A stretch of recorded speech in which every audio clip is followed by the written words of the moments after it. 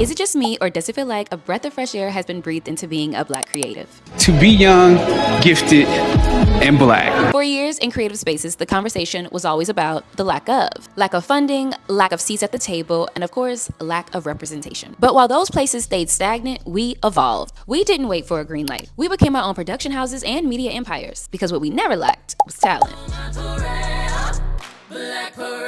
Now the industry is finally building the bridges to meet us where we are. Look at the slate for this month alone. First up, Issa Rae. Going back to her roots with her new digital series, Picture This. She's proving the YouTube to mogul pipeline is still the most powerful route for ownership. People to feel like Hooray is a part of their daily routines and a part of their lives. This isn't just content. We are taking over. Next up, we have the Kev on Stage, turning his Tubi deal for Safe Space into a literal factory for Black comedic talent.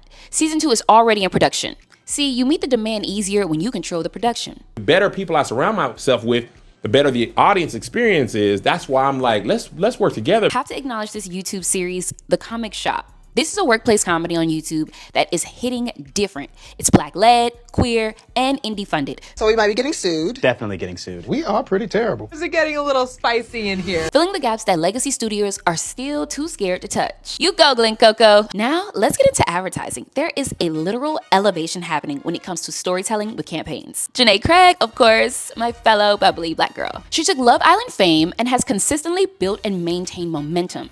Now, with a scripted digital series with Credit One Bank, she's playing The Bachelorette, looking for the perfect guy with a perfect credit score. You ain't wrong, queen. It's smart, it's customer focused, and it's produced correctly. Also, the timing, 20 out of 10, diva, 20 out of 10. Everybody knows I gotta talk about the Shea Moisture's latest campaign, the Silk Press Conference, bringing in the icon La Roche as the Silk Inquirer.